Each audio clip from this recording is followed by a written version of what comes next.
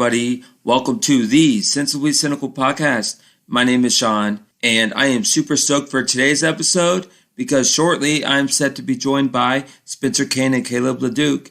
These amazingly talented musicians came together recently to collaborate on their hit single, Numb, which is available for streaming everywhere. But before I get to that, you can now get our Sensibly Cynical coffee mugs. Check out the link on our Instagram at Sensibly Cynical Pod. Bonfire has a lot of great color options available. Tweet me a picture of your coffee mug at Cynical Sensibly. Okay, now here it is, my interview with Spencer Kane and Caleb LaDuke. Joining me now, the fantastic power duo, recording artists, Spencer Kane and Caleb LaDuke. How are you doing, guys? What's up? I'm doing well. I'm well. So is this like a bromance or whatever? How did you guys get started? On this collaboration? Yeah, I think we met through the internet first, typical modern day bromance story. I slid in his DM. Yeah. Is that what happened? We had someone set us up on a blind date, i.e. my manager. She got in contact with Spencer and was like, hey, my artist, would love to do a session with you. So, and we've had mutual friends, we've known of each other. Right. But yeah, then we hit up a session, and that's how we started to get to know each other. Yeah. Well, Spencer, I know this is a contrast in your career, right? What was it like joining Anthem Lights? How was that a big shock? Was that a big shock as far as mentality as an artist, or talk about that transition? Yeah, no. So I had been doing music as a solo artist since I was 13. I started, and it started as honestly like a thing to also fall back on in case sports, I break a leg, twist an ankle, whatever. And it just kind of like is a career ending thing. Mm-hmm. Because that was the plan from day one. And then as I got older, I kind of realized, wow, I'm not as far along in sports as I thought I'd be. And music's really progressing really well. So maybe we need to change gears. So solo music since I was 13 and really started pushing that, really started progressing that. Had some opportunities come in fall, and then out of nowhere, when I was 19, a member of Anthem Lights hit me up. We had a mutual producer friend, and he was just like, hey, you want to join our band? We have a guy leaving. We do a lot of the similar things online. I'd been doing a lot of covers and a lot of social media driven stuff. So they just kind of worked out as a perfect fit. They didn't keep me from doing my solo stuff. I continue doing that on the side, but it's kind of been nice to form a brotherhood. I'm an only child, so be able to have 3 other dudes to do music and life with has been pretty nice. Yeah. So you said you started in 2013. What was it like back then? I mean, I know, things are even a little bit now. There wasn't this crazy dependence on it, right? I mean, did people still have these things called CDs back then? Oh man, iTunes was still the main kicker. Primitive, YouTube, Bieber had just popped off on the YouTube route, so all the artists were flooding to that platform. Right. You had Instagram, Twitter, Facebook, all kind of taking on an entertainment aspect rather than just social interaction amongst your people group. So it was a weird time to be learning things that have honestly scoped and shaped what music is today. But it was cool because, it felt like we were a part of something that was really happening across the nation. There were whole social media tours. Vine was happening. So Vine. It's we got Shawn Mendes from Vine. We got plenty artists, actors, comedians. So it's been cool to see the industry change, and you gotta have to just keep up with the wave or else you'll get left behind. I mean, honestly, I feel like I'm left behind with the whole TikTok thing. I love it. I consume it, but I can't keep up with it, bro. It's terrible. Yeah. Well, I just got into it up for the podcast account. Elise Stein convinced me to do it. I was talking to her on the podcast. She was I was 34 at the time. I just turned 35. I was like, Elise, I'm 34. I'm too old. And she's like, what do you mean? I'm like, all right, well, for the podcast account. Caleb, talk about your history in music, man. When did you get going? Yes, my dad is a producer and engineer. So I kind of just grew up being in sessions with him. And then I just remember there was a specific time where he just played a song and I was like, yep, that's what I want to do. I was like, I don't know what that was, but yeah, I got a guitar. Right. It did. I'm as corny as it sounds, I had never felt like that. Dang. so I got a guitar when I was like 12 years old, and I just like, man, I just took to it, like practicing 5 hours a day. And then I started writing when I was like 15. Really? Yeah, I kind of put it down like 17 years old to like 22. Yeah, I just like kind of like put it down. I went to college and wasn't really focused on it, but then I was like, I started picking it back up, and I was like, yo, I actually love this, and I want to do this for the rest of my life. So, do you have you have an inspiration, any artist that you were like, all right, I want to do what that person does, or a group? Yeah, I love Andy Mineo. I just like, he's like not a like a widely known artist, but Right. I just, his vulnerability and just like his realness and the stuff he talks about, like that's all I'm trying to do is just talk about like real stuff, because that's what I like to write about. It's just my life, write about my struggles, my mental health. So yeah, I like the laid back like contrast in this new song you guys got, Numb. Like I like how it flows. It's a good flow to it, you know. And I also appreciated the video. Like, it was cool. How hard was that to shoot? Like the rain, or Spencer, what was the process like behind the video? Yeah, no, the song, we loved it so much, but it was like, how do we portray moody, dark, you know, like in our feels without it being corny, you know what I mean? Yeah. And so like when we were talking about ideas, we really liked the coloring idea of like his coloring be a harsh pinkish red and mine be like a dark or a more neon bright blue. Because I feel like both of those colors can kind of encapsulate sadness and, you know, depression, and like you feel the blues, but you're also angry, but you're also like, you know, the mix of those emotions. So we wanted to kind of portray both of those. My verse holds a different energy than his verse. Right. I actually had some people ask, they're like, how'd you guys do the rain thing? I was like, yeah, that's what. Just a hose with a handle, and we put it on like shower setting, and I stood way on the side. Are you for real? Yeah, it was freezing, yo. We were freezing each other out. But yeah, and then for obviously we needed some help with some things because we couldn't both be filming for each other. So his buddy, I can't remember your buddy's name, Caleb. Eli, yeah, right. Eli. Eli came through and helped us film a little bit for some shots as well. And so, yeah, all the other parts is just literally me filming Spencer filming me. Like that was our whole video crew, is just me. Right. Hey, a little webcam. Nothing's wrong with webcams, you know. Hey, you know, I'm just gonna hold my laptop at him and see if it works. Webcam action, you know. I'm like, watch this pan, dude, and it's just me like pushing the screen up and down. Yeah, it's I'm like, dang. So the concept, like, was it like a big collaboration? Did it take a while? Caleb, what was your thought on the whole collaboration process, like from start to finish? Yeah, I had a verse. I had the guitar part, the verse, and a hook written. Oh, okay. Yeah, and coming into the session, I always have like 2 or 3 ideas. Just, you know, you never know if you go into a session and you're just like completely blank and you're just like, oh shoot, man, nothing is. So like, I always like to go in with at least 2 ideas where I'm like, okay, I can fall back on this. Like, and then I had like this hook that I really liked. And then Spencer was like, no. I'm just kidding. I'm just like, hey, he's keeping it 100. I appreciate this. No, it was not like that. Spencer, he was like, he had a great idea. He was like, what if he's like, Mo, I love that. He doused it in a compliment. He's like, I love that guitar part you wrote so much. What if we follow it? I'm like, no, it was man. His progression on the guitar was so fun. Like literally you could listen to an instrumental of that guitar and feel something. And I feel like when that in the music, like if you can create that outside of what a person is singing, that's just going to be even more emotion. So that was my only idea with that chorus. No, it was the right call. And like, so he was like, what if the hook just followed that melody line? And I was like, it's very synonymous. So and then we did the beat, and then Spencer just came out with this fire verse. Like he just went in. He just went in, man. Yeah.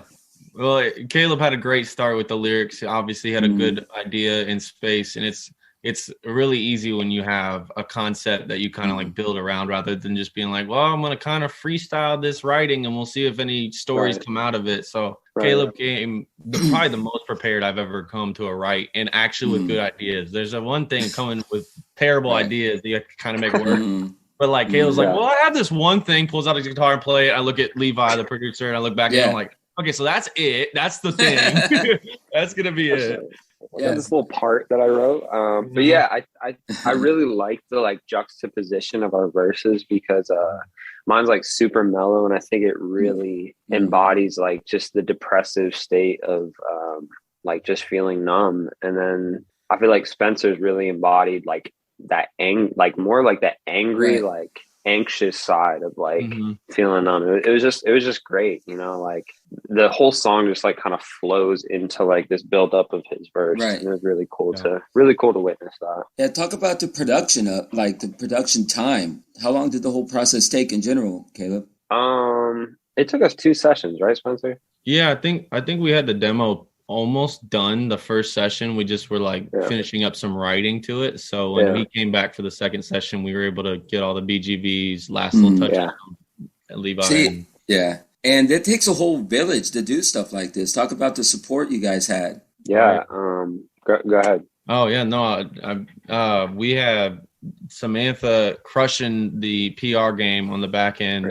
Caleb's manager. She's been going ham, sending us interviews, sending us questions, sending us, little press release options and stuff like that, which has been really helpful to see, somebody driving that other than just us as the artists. Cause like artistic people can kind of get bogged down by more than what they specialize in. And, it's detail work, that's business side of things, that's organizational stuff. And so I think Caleb and I do a pretty good job at it, but to be able to have another person kind of rooting for you and pulling for you as well. And then Levi just coming in and crushing the production. And then our boy, Nick Devitt with the mix and master, just getting more ears. I feel like one person could do the whole thing, but more ears is always better. Samantha's great. She's been awesome.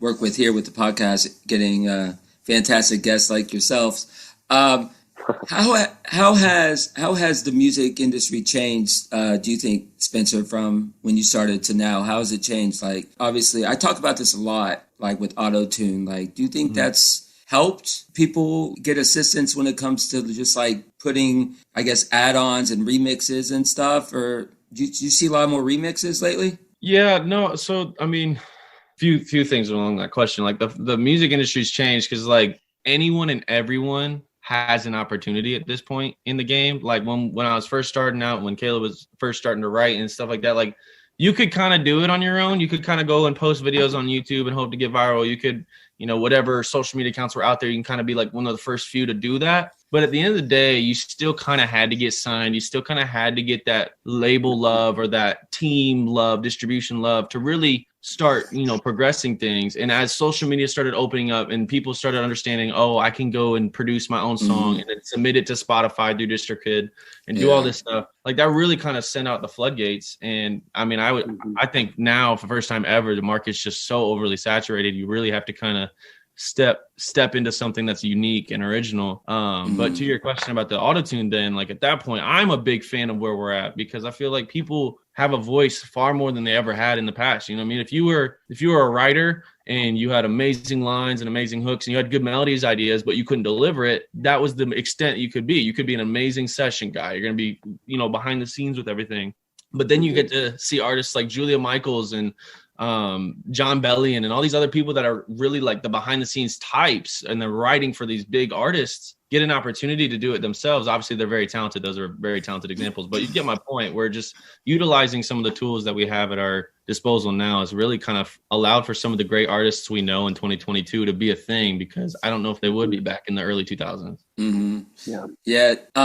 Let's talk about this. You're still with Anthem Lights. Talk about that group real quick. Like I know we briefly mentioned earlier in the podcast, so talk about the history of that group. Yeah, they've been around for 12, 15 years ish, somewhere in there. I joined six years ago when I moved to Nashville. I also joined them. And they've had 2 member changes, one guy before me and then the guy I replaced. There's 4 of us, and they started off signed, doing the original music, touring the nation. They did one cover in between when they got dropped from their label. They did a cover and it popped off, and they were like, wow, that took us 2 days of work. And we got a million eyes to see us. We didn't have to be on the road for 2 months and, be away from our friends and family. And we could still be seen by the same amount of people. So it kind of just changed the progression and the route. And, it's really been cool to see what that has influenced on my end of things, and us all kind of experiencing new things through that. And so it's just been a great learning experience and a fun time, honestly. Oh, so you're still with them? I still am with them. Yep. I do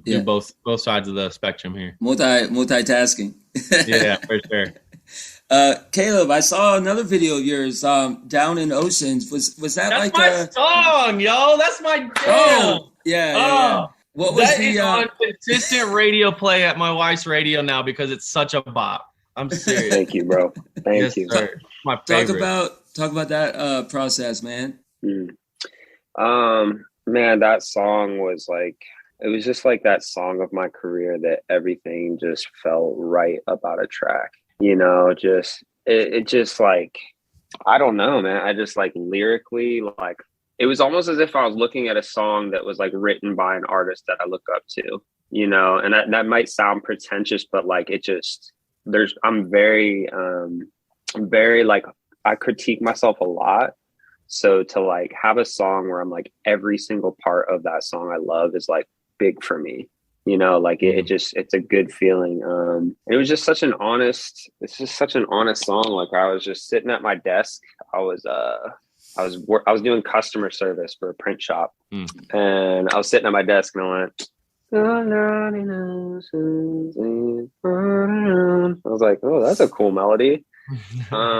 And yeah, I just began writing it, and it's just like a conversation with God. I just felt like the farther I got away from my relationship with God and my faith, like the more the thoughts came in and like poured over me, and like anxiety and like doubt and depression. So I love that song. And then we did a music video for it, which is like, I love it, man. I'm that song. I'm like the biggest fan of it. I don't know. So I'm very proud of that work. Do you do any, I know this is like pre-pandemic, but do you do any like shows around town? Like do you play live around? Yeah. Before I was doing a couple, but I actually just got my first like legit show. And Spencer actually did like one of these shows with Breaking Sound at Analog at Hutton Hotel. So March 5th, we're gonna tear it up, man. I'm excited. Yeah. So I'm excited to just start doing shows and like, revive that part of my artistry. Where's this show at? Analog at Hutton Hotel. Cool, man. And tickets? Yes, there's a ticket link. If you go on my Instagram, there's a ticket link right in my bio. Yeah, so, there you go, man. Hey.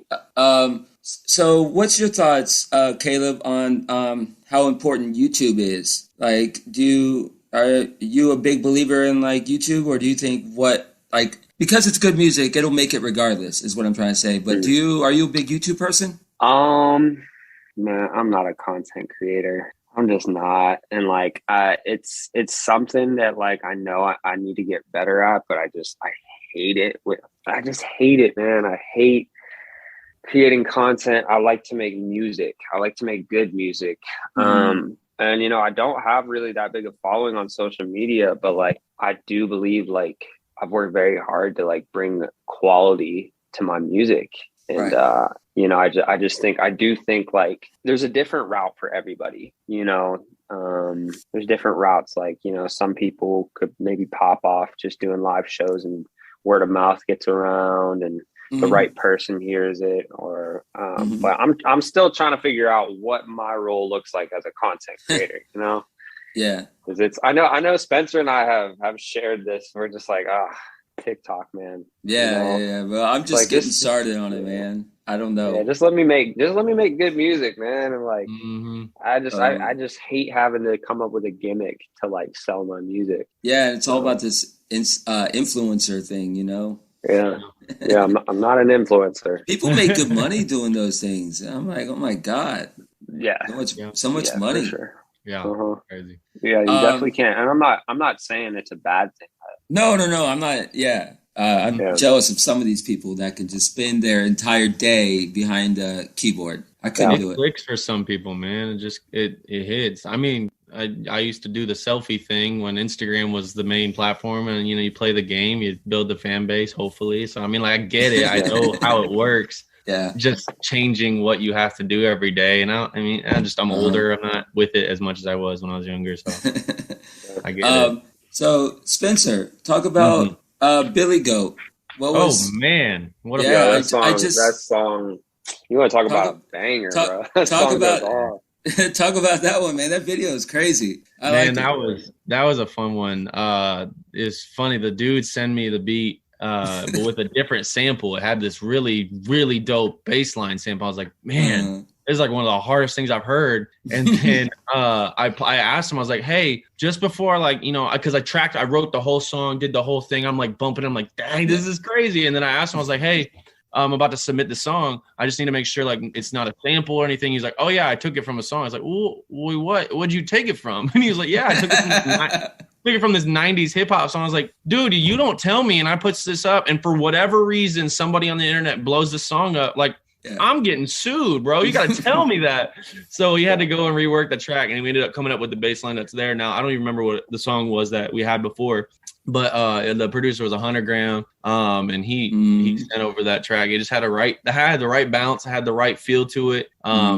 I've been really into like the 90s and early 2000s hip hop, which is that break beat kind of thing. And so not that I necessarily pulled that off, but it was definitely something I was just in the back of my mind, like, I need to write some lines that I feel like would fit that kind of thing. And I don't really rap. I'm not really a rapper. I'm more of a singer. Right. And so this was like kind of my first stab at just like purely no auto-tune, no singing, just like, let me talk lines. Like, let me truly just try and rap. And I ended up being what we came up with. And I was pretty proud of it. So it was fun to tie it all together. And the video was fun. It was goofy. It was chill. It was right around my house. Like, we were just hanging out, and my neighbor was out raking leaves. I was like, hey, you mind if you just like do whatever you're doing in the yard and I'll rake your leaves for you and you can just be in the background of this video? And she's like, okay. Like, she's just this old grandma. She doesn't know what I'm doing. And so then I played the song, and she was just like, I have no idea what you're doing, but my son makes movies, so you do your thing. I was like, okay. So it was a good time making it. Yeah. I asked Caleb this earlier. What about your influences musically? When I want to sit down and chill, this is who I listen to. That is an evolving question. It's like asking me what my favorite movie is. Like, I could never give you that answer. Like, I need genres, and I need like at least 5 of a list to give you like like I don't have end all be all. You know what I mean? Like, it's so many sub-genres. Spencer, were they all at the halftime Super Bowl show? Were those the 5 you're talking? Don't get me wrong. Were those the 5 you were talking about? Right. Yeah. Right. No, if you know, sometimes I want to just like get in my car and cruise. And so like, I'm going to put on blast, like BLXST, like that's one of my new favorite artists in the game right now. But then there's dudes where I want to get hyper. I want to feel inspired and creative. And I listen to dudes like Beam, who is like newer to the scene now, and he's producing, he's on Bieber's record and Bieber's on his thing. And like, you know, so like those are like more modern influences. But I mean, at the end of the day, when I first started out, Bieber was such an inspiration to me, because it was like this young kid doing covers, doing the thing. Like, it was a dream. Like he lived the dream, and you watch the movie, and you know, I had some meetings early on when I was younger, kind of starting out, that like felt as if that was progressing, and they obviously didn't pan out. But like that whole mirage of what that season was for a time really was kind of a large portion of my motivation to try and start doing music. And so as I develop more skill sets within the music industry, and being able to sing a little better and dance a little better and perform a little better and figure out how to work in the studio or you know, do all that kind of thing, my influences musically changed, because then I started understanding why people were making choices they were making, why someone sang a line a certain way, and working with certain people in the studios just kind of brought that out of me. And so that influence question is so hard for me to answer, because I'm like, I don't it's literally like my playlist is like POD hard rock to a jazz band to a hip hop song to a pop. Like I have no consistency. So I'm a rock guy too. So love rock. I probably, you know, I'm born in '87, so I remember all the Well, I won't say all the '90s, but I remember most of the '90s. So my dad was a huge rock and roll fan. So from like '70s to early 2000s, every time we get in the car, he's putting on Nirvana, Beck, you know, all these other you know, bands from that time, and I'm just like, man, this is the thing. It was at a time when people weren't racing to Spotify. People weren't racing. They were just Right.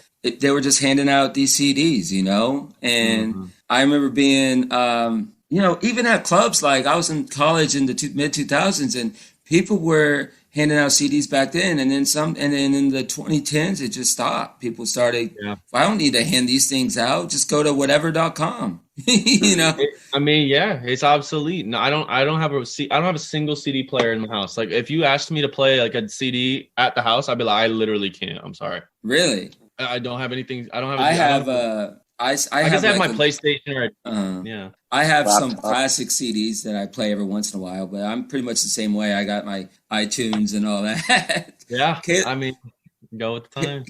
Caleb, are you a music head? Like, what's your like go-to band? Man, I'm like very similar to Spencer. Like, I probably like one to three songs by a bunch of different artists. Like there's very specific people like J. Cole. I love a lot of his stuff. This dude Dandelion, he's this UK artist and he's like this like R&B piano guy. Like I love like the majority of his projects, and Andy Mineo, like I said, and Neo. Oh my gosh, bro. any Neo song is like pretty much a slapper for me, because like growing up, I was I didn't listen to R&B or anything but Christian music till I was 16. And then I found Neo and Usher, and I was like, yo, what is this? And why has it been hiding from me? So Usher's someone too that Usher's kind of changed the game too. I mean, bunch of these people we've mentioned has changed the game, but Usher was one of those where he bridged the gap between eras, R&B and pop. Yeah. He brought them together. I joked about the halftime show, but like a lot of those guys were like, and Mary J. Blige, of course, but a lot of those guys still bump right now. 50, I think 50 is still doing stuff. Yeah. I think. I'm pretty sure I saw like Dr. Dre just released an album or something. Snoop Dogg put out a whole album. Yeah.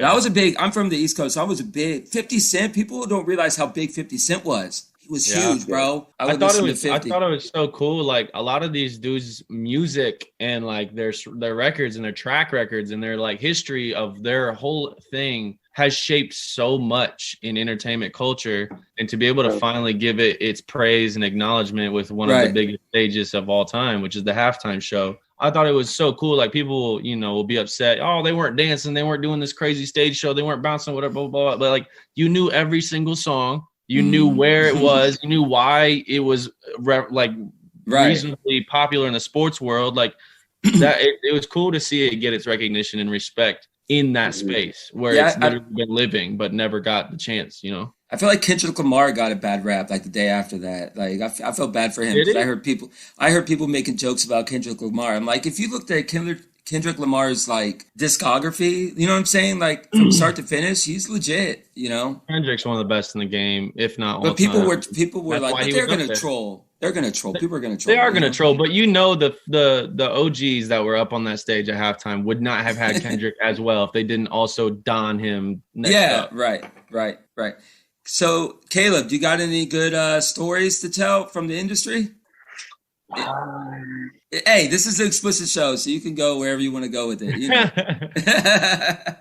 No, I mean, honestly, no, not really. I mean, the first show I ever did, I would say I'm pretty decent at guitar. Now, do I know how to like set up a guitar and like pedals and amp? No, I don't. So my first ever show in Tennessee, I couldn't figure out my pedal board, and so I had to ask this complete stranger to help me, and he ended up becoming one of my best friends and producing the majority of my music. So I guess that's a pretty cool story. It is, man. That's cool. That's cool. Yeah. You never know. Always keep friends. That's it. Right. Spencer, do you got any interesting stories? I mean, we used to do a lot of schools. I did a lot of school assemblies because every year schools have to block out a time in their year to do anti-bullying seminars. And so I would come in and I would do the anti-bullying thing and do it well. And so we did a little run from like Missouri up to like South Dakota and like hit in Iowa and hit a bunch of those schools and stuff.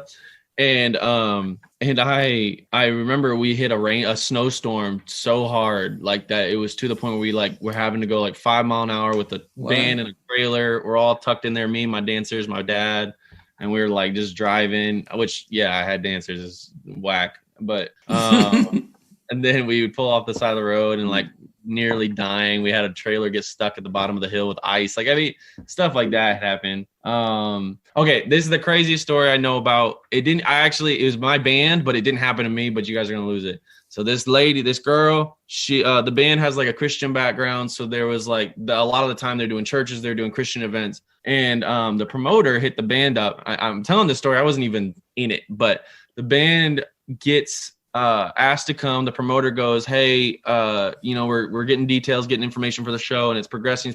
Now we're like 2 weeks out from the show, right? And they've been communicating with this lady, and they eventually take one more call with her or one more email exchange. And she's like, awesome. Oh, by the way, I had a dream last night, and God revealed to me that my husband was going to be attending your guys' show, and his name is Matt. So I'm going to be meeting my husband the night of your event, and I can't wait. Thank you guys again so much for doing this event. I'll see you guys later. Send. That's it. The guys are like, whoa. Hold on. Like, okay, cool, whatever.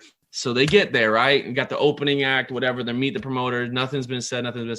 Anthem Lights headlining the show. They're about to go out. She goes out to intro. And she's like, you guys ready for blah, blah, blah.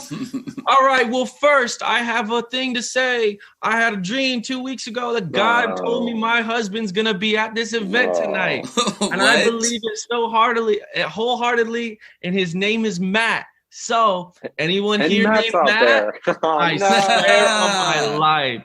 Everyone got quiet. No one raised a hand. Even if there was a Matt there, he was sinking back into the crowd. Matt was like, nah, I'm not here, bro. It's so big. She was like, are you guys sure? For real? He's not here? It gets quiet again. She goes, all right, well. And she's like awkward at this point. She's like, okay, well, without further ado, Anthem Lights, and just intros the guys right after that. Oh, that's a terrible intro. Yo. So the guys told me that story. It's lived on. It killed me the first time I heard it because it's just it happens so much more than people realize. I feel like I would walk out after that intro and be like, no. Hey guys, we're gonna play this song. Right. I'd be like, hey, that was strange. Here's the song. Well, that was fun, right? All right. Right. You just grab the mic, you're like, psych, now we're gonna have a good time. I'm like, I'm actually Matt. I'm Matt. What's up, baby girl? What's up? Hey. See you on the show. Right. Yeah, man. So Spencer, talk about the future, man. What do you got it coming up in the works? So I haven't talked too much about it, but the song Numb with Caleb, that's gonna be the last single I drop before the album comes out. I have an album dropping March 18th. I haven't even posted that, said that anywhere, so it'll be only here now. For now, I'll announce it here soon. But yeah, March 18th, I got an album dropping. Numb was the last of 4 singles. Everything Changed, Tidal Wave, I Like That, and Numb. And so I'm really pumped because I've been sitting on this album for like 2 years. Started it pre-pandemic, went through the pandemic, teams were changing, distribution was changing. And I just wanted to make sure I didn't get it put out and get lost in the world. You know what I mean? Like I wanted to have a team that's kind of helping me push it to the right people and trying to get playlisting and all that jazz. So we've been sitting on it, changing. The track list changed like 15 times. Songs have swapped in and out. And I finally got it submitted. And so I'm just pumped. Like I thought this song I did with Caleb was a surprise last year. Like we really both looked at it and we're just like, man, this is like a banger. We didn't really expect this to be so good. So that's like going to be the last one on the album. And I'm just pumped. Like I think this year is going to be cool. I'm going to probably have some more shows I'll be able to post about. But for now, I'm just chilling, working on music, being married, doing my Anthem Lights thing, and putting this album out. So when did Numb get released? When did y'all release it? Remember? February 4th? Yeah. Sure. You just go with that. Go with that. 4th? It's available now wherever you stream music, No. right? January? Yeah. It was back in January. It was in January, yeah. Caleb, what about you, man? What do you got in the pipeline, bro? Oh man. You want the truth? Well, whatever you want to disclose on a podcast, that will be released next week. Bro, I have, I think, like 70 songs in the vault. Sheesh. Wow, balling, man. Yeah. He's Seven balling. in them mugs. Last year, like Numb is the first song I've released in like a year. So all last year I was just 3 sessions a week, 4 sessions a week, just grinding songs out, man. Mhm. So I do have an EP dropping next month. Yeah, I'm really excited for that one. And then honestly, it's just like releasing a bunch. I keep writing and making songs, and I'm like, this is better. Right. This is better. You know. Right. Do you So have it's like do you keep journal entries, or you just write stuff down and journal? No, I hate like, you know what I journaling, mean? Like you write honestly. stuff down on a paper, on a note or pad or nothing. Oh, on my phone, man. I just meant I I'm didn't mean not. journal entries. I just meant like you write stuff down, whether on paper or on app. It don't matter. Oh yeah, sorry. So many people have just been like, you should try journaling. I'm like, I can't get into it, man. Sorry, it's but my millennial age is no, you're rearing good. its You're head good. about journal. People listening to this like, what the hell's a journal, Sean? Get with the times. Yeah. I know. There's some artists that like they stick to the pen and pad, but like that's just I just feel like I can write better whenever I'm on my phone. I just write in my phone's notes. Yeah, that's where I feel comfortable. That's what I started doing when I first started getting into like pop and hip hop. I know, Spencer, you write more on a pen and pad, right? I'm a list maker and planner and Yeah, stuff. I like writing on pen and paper just because for some reason it just hits different, and I'll lose it on my phone. So, but as far as like words and lyrics and stuff when I'm writing music, it's on my phone. Yeah. Caleb was like, what's this guy talking about journaling? What the hell? I'm like, yeah, man. I'm like, yeah, that's really dumb, dude. Jeez. I'm like, you're the third person that tells me to start journaling. I'm like, leave me alone, guys. I hate writing. Is he stalking me from Florida? Where's this guy from? I'm like, did my manager tell you to say that? Yeah. Did Samantha tell you to say that shit? I'm like, she literally just told me I should start journaling yesterday, and I'm You're like, gonna no, text I her. don't want to journal. You're gonna I text. don't like journaling. You're gonna text her like the second this shit gets off the air. Like, I'm like, man, forget you. Man, he asked me about journaling. This is garbage. I'm like, don't ever set me up with this guy again, man. Okay. We need to be screening these things. Yeah. It's all fun, man. It's all good, bro. It's all good. So Spencer, where can people find your music? Man, you just type the name Spencer Kane, Kane, on literally any social media, any music site, any YouTube, any Facebook, anything you consume content, and you'll find my music, my dumb photos, my artwork, my music videos, the whole thing. Like all of that is just type in Spencer Kane, you'll find it. Yeah, social media, like what are your handles? Yeah, Instagram, Spencer Kane Music, Twitter, I am Spencer Kane, YouTube, Spencer Kane Music. You just type it in, you'll probably see it, the profile pop up. Caleb? Yes, sir. Where can people find your stuff? Caleb LaDuke, CALEB LADUKE. My Instagram is that. My Facebook, Caleb LaDuke. My TikTok is Caleb.LaDuke. So if you're trying to find my TikTok, there's a lot of nonsense on there. Hey, he's going viral on TikTok, low key. Oh yeah. Oh my gosh. Oh yeah. One time. Are we breaking news here on the podcast? No. It was a like put a finger down white people edition challenge. Absolutely. This is the world of TikTok. Absolutely nothing to do with music.